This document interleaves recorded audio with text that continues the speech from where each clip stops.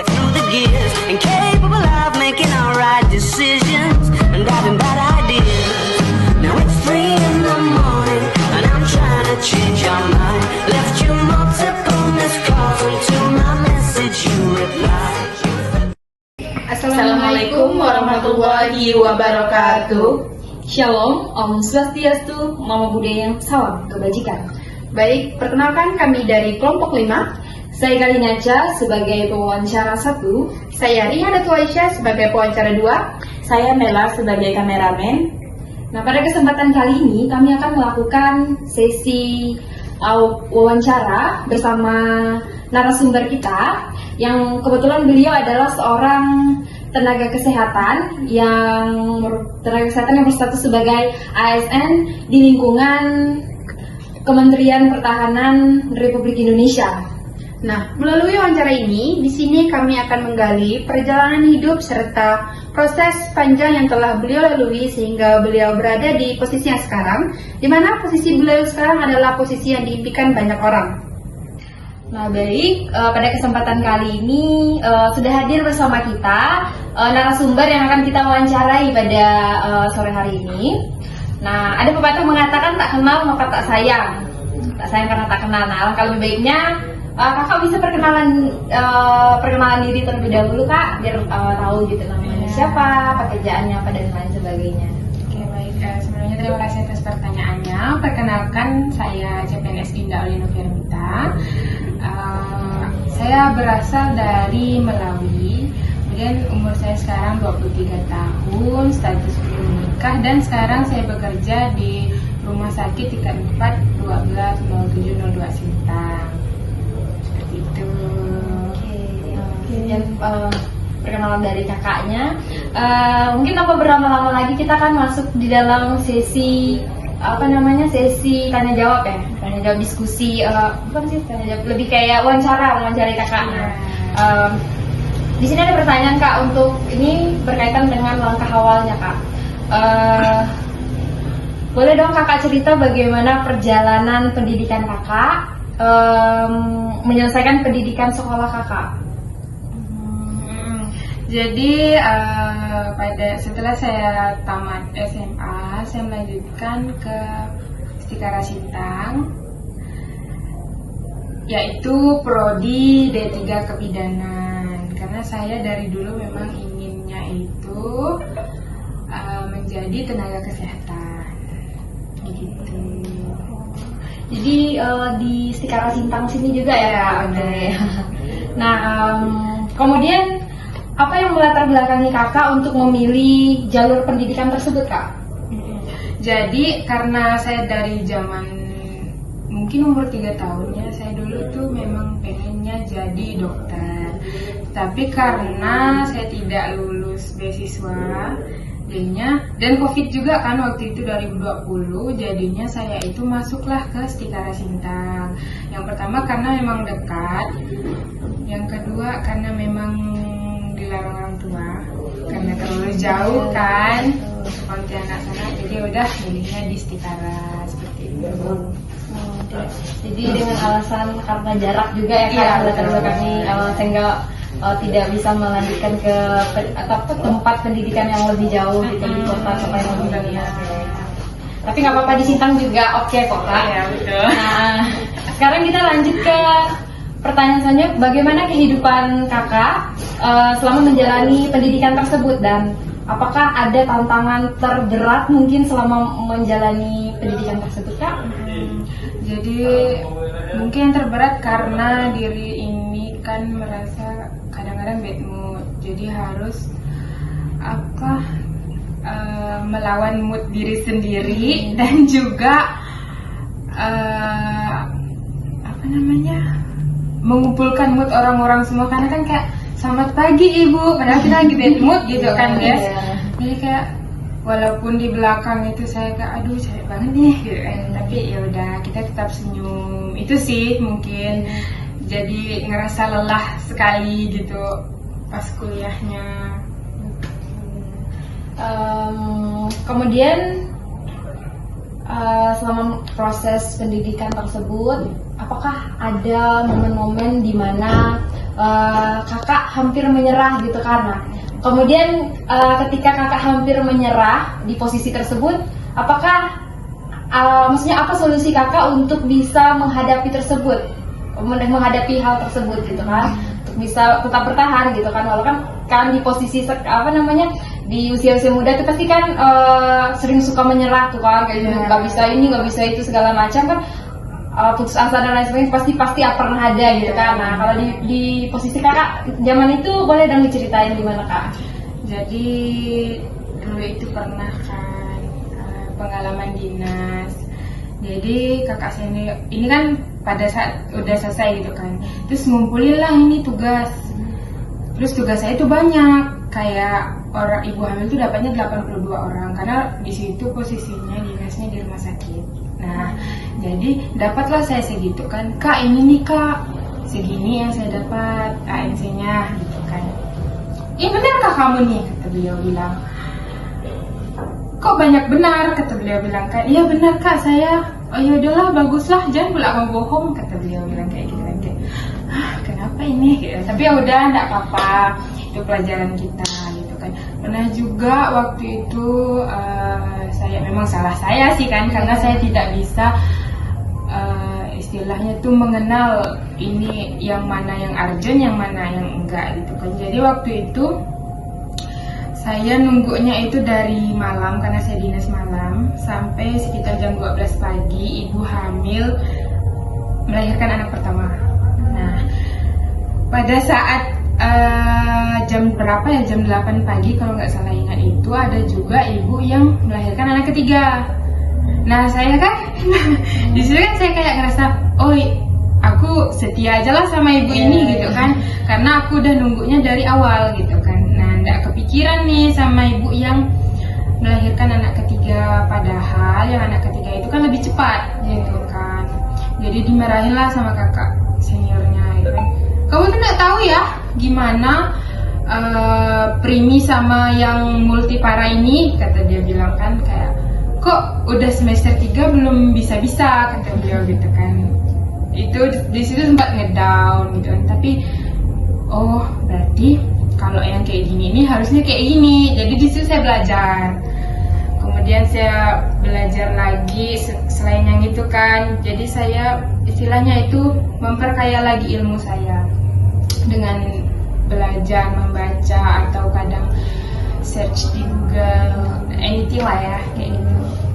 Wow, luar biasa ya, ada banyak momen-momen yang menyakitkan ya, yang buat sakit hati, tapi keren banget kakak ini ya, karena bisa melewati setiap fase-fase itu kayak, oh gitu kan. Mungkin kalau nggak semua orang bisa loh kak, kayak mungkin kalau udah digituin ada yang udah nggak mau lagi gitu kan, gini segala macam kayak gitu kan. Mungkin kita lanjut ke pertanyaan selanjutnya kak. Nah dari kan beberapa momen-momen, nah di dalam pengalaman kakak selama menempuh pendidikan tersebut kak, ada nggak yang paling membentuk kakak, yang paling berpengaruh dan membentuk kakak sampai menjadi diri kakak yang sekarang ini kak, dari setiap pengalaman yang ada gitu? Yang jelas sih karena di Istikara ini kan diajar untuk disiplin. Bahkan sampai baju ini disetrika harus gini kan, harus gini, terus harus tajam. Kemudian kakinya juga di bagian lipatan celananya itu harus tajam juga. Kemudian jilbab harus licin gitu kan. Nah itu disiplinnya. Kemudian tidak boleh telat juga, baik itu telat dalam pelajaran kuliah ataupun telat dalam ibadah. Karena memang benar-benar dibentuk di situ tuh, gitu sih. Luar biasa dari pengalaman-pengalaman. Jadi kuncinya itu disiplin itu nomor satu ya kak, membentuk kita jadi, membentuk kita jadi pribadi yang keren menurut aku ya. Menurut saya gitu kan. Nanti dari kakak wawancara juga silakan. Baik, setelah pertanyaan-pertanyaan yang untuk masa-masa sekolah kakak, masa-masa perkuliahan kakak, baik di sini mungkin kita langsung masuk ke masa kakak bekerja sekarang. Nah, setelah menyelesaikan pendidikan kakak nih, bagaimana langkah awal kakak untuk menghadapi dunia kerja? Jadi mungkin ini saya berbagi pengalaman lagi ya guys ya. Jadi Lucu sih ini ya, waktu itu saya pernah kerja itu sebelum saya wisuda. Saya cari kerja nih di apotek gitu kan. Kerjalah saya, tapi saya kerja cuma 7 jam karena apa? Karena mental saya, guys. Saya nggak tahu ya, kayak di situ tuh kayak capek banget nih gitu rasanya kan. Terus kerja itu karena saya kerja cuma 7 jam itu karena saya tidak bisa jualan. Nggak tahu kenapa kayak nggak bisa nih nawarin kan, nggak susah sebenarnya tuh, tapi sayanya aja yang kayak Merasa tidak cocok. iya, kayak ini bukan passion saya nih gitu kan. Jadi udah, dokter saya mau izin resign. Gitu sih. Abis itu udah kan pulang, kemudian saya lamar kerja di puskesmas gitu kan. Alhamdulillah keterima, dan di situ saya bekerja selama 6 bulan.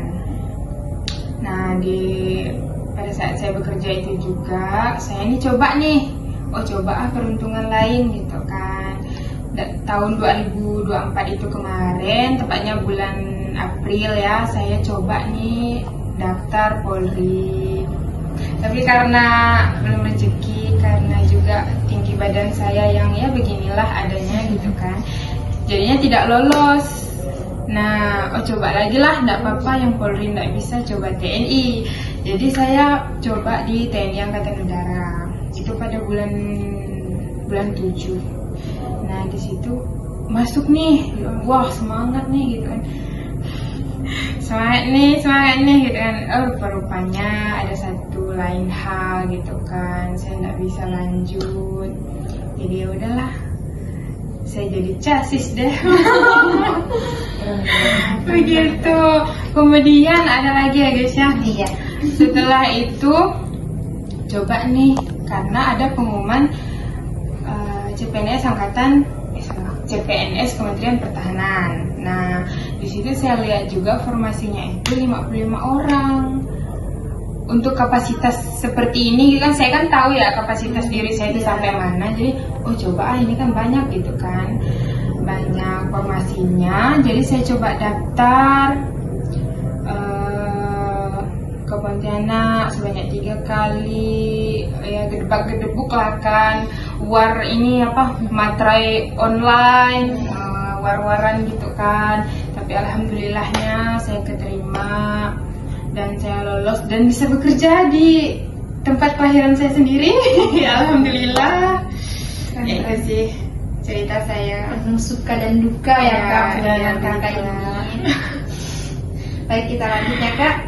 Nah, bagaimana proses yang Kakak jalani Kak hingga pada akhirnya Kakak sekarang diterima sebagai ASN di lingkungan Kementerian Pertahanan ini? Jadi seperti yang sebelumnya sudah saya ceritakan, memang saya ngerasa itu tidak mudah sih ya untuk war-waran materai.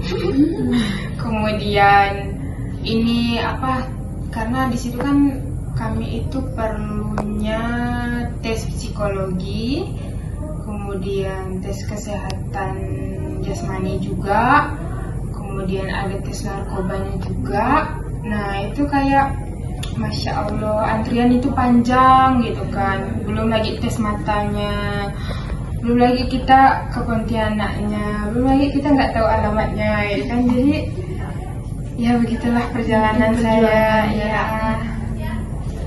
Baik Kak. Setelah Kakak berada di posisi sekarang nih Kak, bagaimana Kakak melihat perubahan dalam kehidupan Kakak dibandingkan dengan masa awal perjuangan Kakak dulu? Jadi mungkin awal dulu itu saya kayak, walaupun saya istilahnya itu disiplin gitu ya, tapi saya tuh kayak masih bertele-tele. Contoh, nanti ngerjain ini, tapi sekarang nggak boleh, nggak bisa, dan wajib untuk lebih disiplin daripada zaman dulu. Kemudian saya juga lebih mungkin karena zaman dulu saya gendut ya guys ya. Jadi sekarang lebih suka olahraga, lebih suka yang mempercantik diri saya sendiri mungkin ya, karena disiplin itu begitu. Oke, baik. Setelah pencapaian-pencapaian yang udah kakak lalui ini, apa makna pribadi yang kakak rasakan gitu kan? Setelah melewati proses yang panjang ini. Makna pribadi mungkin pada saat saya lelah, saya tuh selalu ingat kalau orang tua saya nih pernah berkorban sampai karena uang kuliah tidak ada gitu kan, sampai pernah jual botol dan segalanya gitu kan. Kemudian saya jadinya itu tidak ingin menyepelekan apapun yang ada di hidup saya, baik itu makanan, baik itu waktu. Jadi saya lebih mengoptimalkan diri saya sendiri sekarang. Baik, Kak. Terima kasih ya Kak atas ceritanya, pengalaman kakak dari masa kakak sekolah, ke kuliah sampai di tahap kakak yang sekarang ini nih kan.